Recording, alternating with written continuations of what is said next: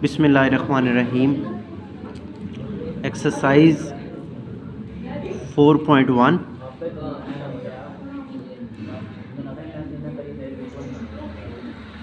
Question number 1 इसका है,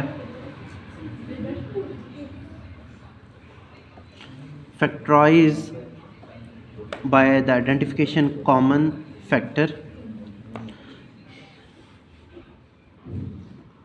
factorise by common factor इसे करना है।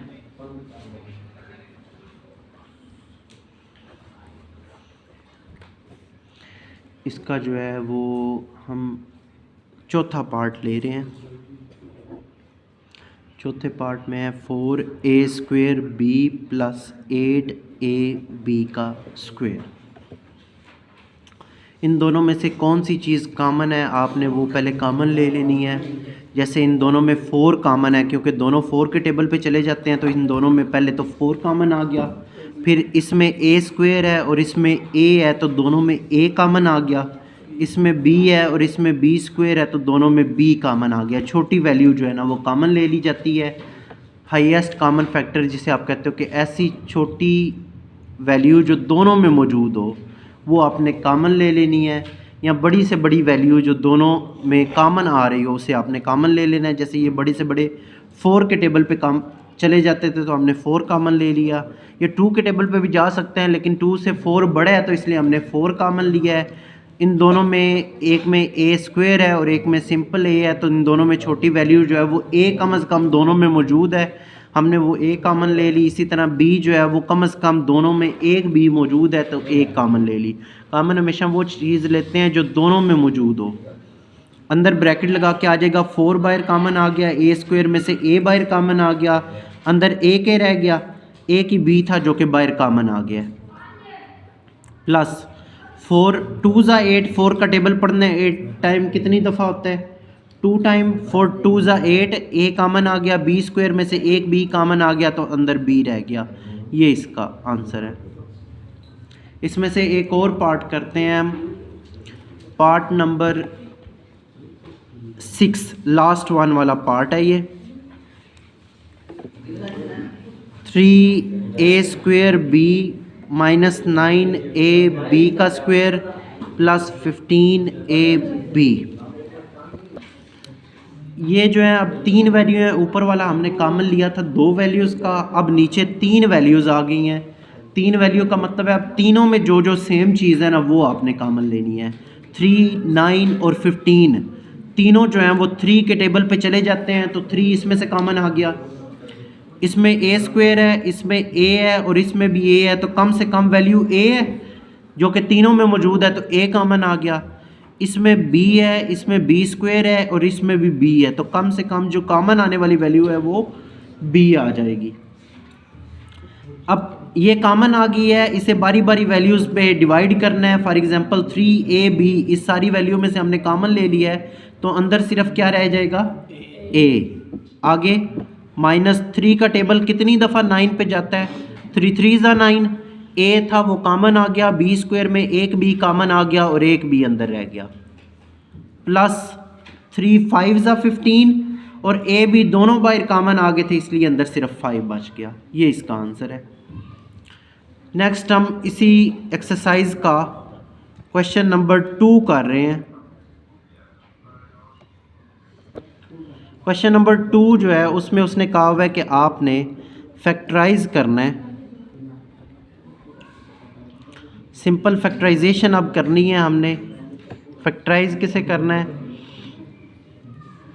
हमारे पास पहला पार्ट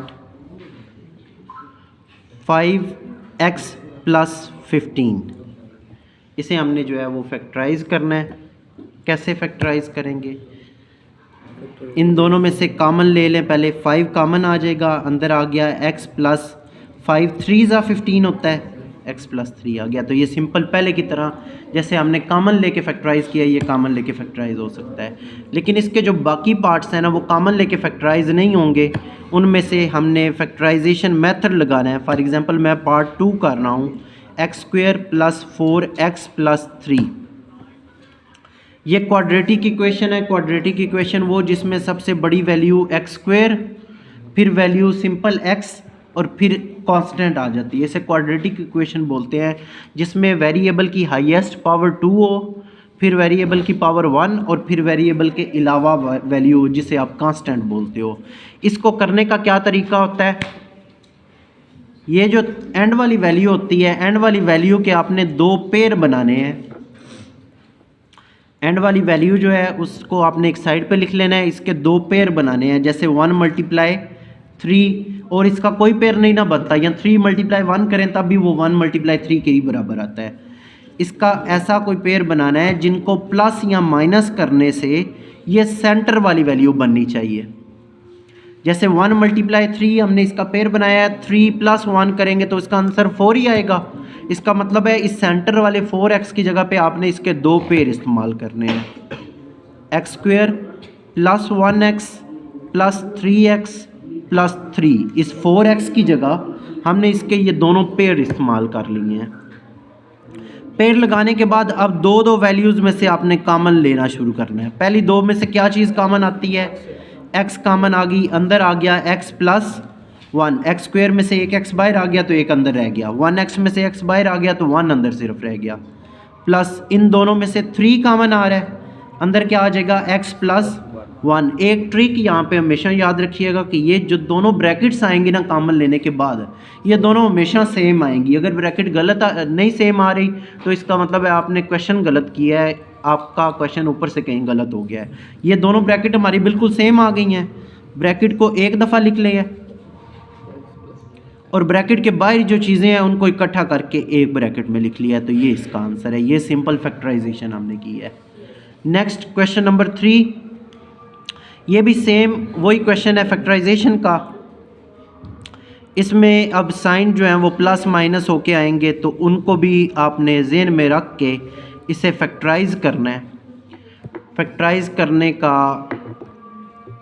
प्लस और माइनस में जो मेथड है ना, उसमें से हम पहला पार्ट लेके उसे सॉल्व करके दिखाते हैं कि प्लस और माइनस में जो है वो फैक्टराइज कैसे करते हैं। फॉर एग्ज़ाम्पल एक दफ़ा x के साथ प्लस आ गया और एक दफ़ा 12 के साथ माइनस आ गया है। अब हमने काम वही है, क्वाड्रेटिक इक्वेशन है, इसके पेयर बनाने हैं। 12 के पेयर बनाएं,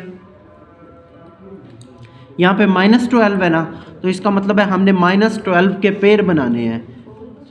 1 × 2, 1 × 12, 2 × 6, 3 × 4, 12 के हमने पेयर बनाने हैं। 1 ज़रब 12 भी 12 होता है, 2 ज़रब 6 भी 12 होता है, 3 ज़रब 4 भी 12 होता है।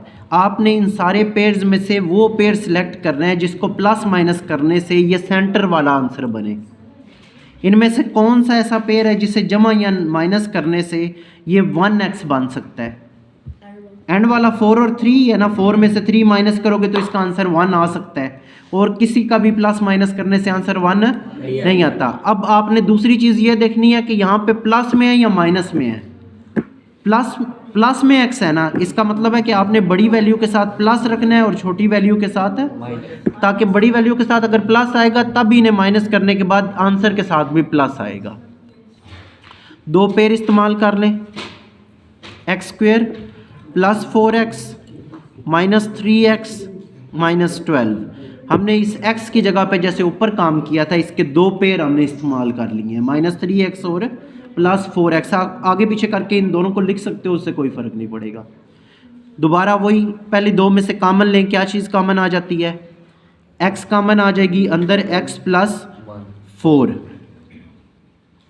नेक्स्ट दो में से माइनस भी कॉमन आ जाएगी और 3 भी कॉमन आ जाएगा, तो अंदर x, ये माइनस कॉमन ले लिया तो ये वाला माइनस किस में कन्वर्ट हो जाएगा, प्लस में। 3 कितनी दफ़ा 12 होता है, 4 टाइम। अब दोनों ब्रैकेट सेम आ गई हैं, पिछले क्वेश्चन की तरह ब्रैकेट एक दफ़ा लिख लो और ब्रैकेट के बाहर वाली चीज़ जो है वो एक दफ़ा लिख लो, ये इसका आंसर है। चले नेक्स्ट जो है ना, इसका पार्ट नंबर 7 जो है इसी क्वेश्चन का हम वो चूज़ कर रहे हैं।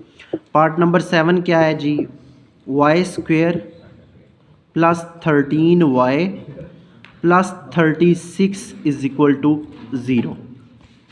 ये हमारे पास क्वेश्चन है।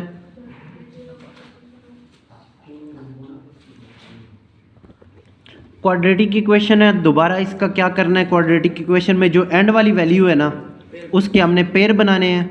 36 लिख लो और इसके पेयर बनाओ। 1 मल्टीप्लाई 36, 2 मल्टीप्लाई 2 1 ज़ा 2, 2 18 ज़ा 36 होता है। 3 मल्टीप्लाई बाय 12 हो गया। 4 मल्टीप्लाई बाय 9 हो गया। ये इसके पेयर बन गया। आपने ना क्या करना है, पेयर बनाने का आसान तरीन तरीका क्या होता है, यहाँ पे काउंटिंग 1 2 3 4 ही लिख लेनी है, आगे जितनी दफ़ा आए वो उससे मल्टीप्लाई करते जाना है। एक तरतीब से बनेंगे जिससे आपको आसानी हो जाएगी पेयर बनाने के लिए। अगर आपको डायरेक्ट पेयर बनाने आते हैं तो वो भी आप यूज़ कर सकते हो। जैसे अगर आप चाहो ना तो आप डायरेक्ट भी पेयर बना सकते हो इसके। उसके लिए क्या देखना पड़ता है, एक तो 36 के पेयर बनाने हैं, उसको मल्टीप्लाई करने से आंसर 36 आना चाहिए। दूसरा ये सेंटर वाली जो करली लाइन जहाँ पे मैंने लगाई है इससे पता चलना चाहिए कि हमने सेंटर में क्या बनाना है, प्लस माइनस करने से। अब हमने बनाना है +13, ये एंड वाला ही पेयर चूज होगा। 4 मल्टीप्लाई बाय 9, क्योंकि 9 जमा 4 करेंगे तो ये कितना हो जाएगा 13। यहाँ पे भी इसके साथ साइन प्लस क्या है और बनाना भी हमने प्लस क्या है, तो इसका मतलब है दोनों के साथ हमारे पास साइन क्या आएंगे, प्लस का। y² + 4y + 9y + 36। अब 13y की जगह हमने उसके दोनों जो हैं वो पेयर यूज़ कर लिए। आगे सेम वही कॉमन लेना है दोनों में से। y कॉमन ले लो, अंदर आ जाएगा y + 4। 9 कॉमन ले लो आगे वाले दोनों में से, तो अंदर आ जाएगा y + 4। y + 4 एक दफ़ा लिख लिया हमने और y + 9 जो है वो एक दफ़ा लिख लिया। ये इसका आंसर है। नेक्स्ट क्वेश्चन नंबर 4 इसी एक्सरसाइज का। इसमें से पहला पार्ट हम कर रहे हैं 2x² + 7x + 3। अब जितने भी आपने पीछे इस एक्सरसाइज के पार्ट किए हैं ना, उसमें एक चीज़ आपने नोटिस की होगी कि ये जो स्क्वायर वाली वैल्यू है ना उसके साथ कोई भी कोएफिशिएंट मौजूद नहीं था। अब ये जो पार्ट नंबर 4 है इसमें स्क्वायर वाली वैल्यू के साथ भी कोएफिशिएंट मौजूद है। इसका आपने क्या करना है, इस पहले को आखिरी के साथ मल्टीप्लाई करना है। 2 3 बार 6, यहाँ पे 6 लिख लेना है जिसके पेयर बनाने हैं। पिछले क्वेश्चन में तो ये होता था कि यहाँ पे x² के साथ कोई कोएफिशिएंट नहीं होता था तो हम सिंपल ये 3 के ही पेयर बना लेते थे, ऐसी बात है। लेकिन इसमें x² के साथ एक कोएफिशिएंट मौजूद है। जब भी x² के साथ कोई कोएफिशिएंट आ गया उसको लास्ट वाले से मल्टीप्लाई करके इधर लिखना है। अब इस 6 के पेयर बनाने हैं हमने, इस 3 के पेयर नहीं बनाने। 6 के पेयर बनाए, 1 मल्टीप्लाई 6, 2 मल्टीप्लाई 3, 3 मल्टीप्लाई 2, ये भी वही होता है 6 ही। आप इसे दोबारा रिपीट ना किया करो, मल्टीप्लाई में आगे पीछे वैल्यू का कोई फ़र्क नहीं पड़ता। अब इसका सेंटर वाला वही काम, सारा वही है, सेंटर वाला ही बनाना है जो कि 7 है। इनमें से कौन सा पेयर है जिसे प्लस माइनस करें तो 7 बन जाता है, पहला। 1 + 6 करें, दोनों को प्लस करें तो ये कितना हो जाएगा 7। तो इसका मतलब है दोनों के साथ साइन कौन से आएंगे, प्लस के आएंगे। 2x² + 1x + 6x + 3। बाकी सेम वही काम कॉमन लें, x कॉमन आ गया, अंदर आ जाएगा 2x + 1। इन दोनों में से 3 कॉमन आ जाएगा, अंदर आ जाएगा 2x + 1। ब्रैकेट एक जैसी आ गई है, ब्रैकेट एक दफ़ा लिख लेंगे और ब्रैकेट के बाहर वाली वैल्यू सारी इकट्ठी करके ये इसका आंसर आ जाएगा। नेक्स्ट इसमें से हम इसका लास्ट वाला पार्ट करते हैं जिसकी शेप जो है ना वो बाकियों की निस्बत थोड़ी सी चेंज है। इसमें पार्ट नंबर 8 है ये, 6 + 7x - 3x²।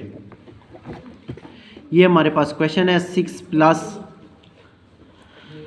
7x - 3x का स्क्वायर। इसमें पहले तो इसे अरेंज करें। अरेंज कैसे करेंगे, x² वाली वैल्यू पहले लिखेंगे, x वाली वैल्यू बाद में लिखेंगे और सिंपल वैल्यू जो है वो लास्ट पे लिख लेंगे। ठीक है, x² वाली वैल्यू मैंने पहले लिख ली, x वाली वैल्यू बाद में लिखी और सिंपल वैल्यू जो है वो लास्ट पे, जिसे आप कांस्टेंट बोलते हो, क्योंकि अब ये क्वाड्रेटिक इक्वेशन है जिसमें सबसे पहले x² क्वाड्रेटिक इक्वेशन है एक्स स्क्वेयर एक्स और सिंपल कांस्टेंट वाली। काम वही करना है, फर्स्ट को लास्ट वाले से मल्टीप्लाई करें। -3 जब 6 से मल्टीप्लाई होगी तो -18 आ जाएगा। 6 3 ज़ा 18। अब -18 के आपने पेयर बनाने हैं। 1 × 9 1 × 18 सॉरी 2 × 9 3 × 6 बस यही पेयर बनेंगे। अब हमने बनाना क्या है +7x। क्या बनाना है हमने +7x। इसमें से ये दूसरा पेयर जो है वो हो सकता है 9 में से 2 माइनस करेंगे तो कितना आ जाएगा 7। अब दूसरी चीज़ ये है कि यहाँ पे इसका साइन प्लस है 7, इसका मतलब है बड़ी वैल्यू के साथ आपने प्लस रखना है और छोटी वैल्यू के साथ है माइनस रखना है। अब पुट कर ले -3x² -2x + 9x + 6। ये आगे पीछे करके लिख सकते हो, इससे फ़र्क नहीं पड़ता। पहली दो वैल्यूज़ में से क्या चीज़ कॉमन आ रही है -x। 3 नहीं आएगा, इसमें 2 है ना, इसमें से 3 कॉमन नहीं आ सकता। -x दोनों में कॉमन ले तो ये कितना आ जाएगा 3x + 2। माइनस हमने कॉमन ले लिया, इसमें से माइनस भी कॉमन लिया है, एक x भी कॉमन लिया है तो अंदर 3x आ जाएगा। इसमें माइनस कॉमन ले लिया तो ये प्लस हो जाएगा, x बाहर कॉमन आ गया तो अंदर सिर्फ 2 आ जाएगा। अब इन दोनों में से क्या चीज़ कॉमन लेंगे 3 कॉमन आ जाएगा। 3 3 ज़ा 9 और 3 2 ज़ा 6। 3 3 ज़ा 9 और 3 2 ज़ा 6। अब ब्रैकेट सेम आ गई है। 3x + 2 एक दफ़ा लिख लें और -x + 3 एक दफ़ा लिख लें। अब इसे थोड़ा सा और रीअरेंज कर लें। 3x + 2 एक दफ़ा आ गया और ये x के साथ माइनस है इसलिए 3 पहले लिख लें और x जो है ना वो बाद में लिख लें, तो ये आपका आंसर है। इसमें से अब पांचवा पार्ट हम कर रहे हैं, ये इम्पोर्टेंट है। 3y² -11y + 6। काम वही, अब साथ साथ आपने भी इंक्लूड होना है। 3 × 6 करेंगे, 3 6 ज़ा 18। 18 का आप दोबारा पेयर बनाने हैं। 1 × 18 2 × 9 3 × 6, यही हमारे पास पेयर बनेंगे। अब सेंटर में हमने बनाना क्या है -11y। क्या बनाना है हमने -11y। 11 किससे बन सकता है 9 और 2 से 11 बनेगा। यहाँ पे साइन क्या है इसका मतलब है बड़ी वैल्यू के साथ क्या रखेंगे माइनस, और छोटी वैल्यू के साथ भी माइनस रखना पड़ेगा। क्यों माइनस और माइनस प्लस होंगे, 9 और 2 11 तब बनेंगे। अब यहाँ पे पुट कर लें 3y² -2y -9y + 6। पहले दो में से y कॉमन आ जाएगा, 3y -2 आ जाएगा। दूसरी दो में से -3 कॉमन आ जाएगा, 3y -2। ये माइनस कॉमन लिया इसलिए ये प्लस जो है वो माइनस में कन्वर्ट हो गया है। ब्रैकेट एक दफ़ा और ब्रैकेट के बाहर वाली वैल्यू इकट्ठी करके एक दफ़ा, ये इसका आंसर है। ये आपकी 4.1 एक्सरसाइज है क्लास 9th। ये इंपॉर्टेंट होती है फॉर शॉर्ट क्वेश्चन, इसमें से लॉन्ग नहीं आता, ये ज़्यादा शॉर्ट क्वेश्चन और MCQs के लिए इंपॉर्टेंट होती है। अल्लाह हाफिज़।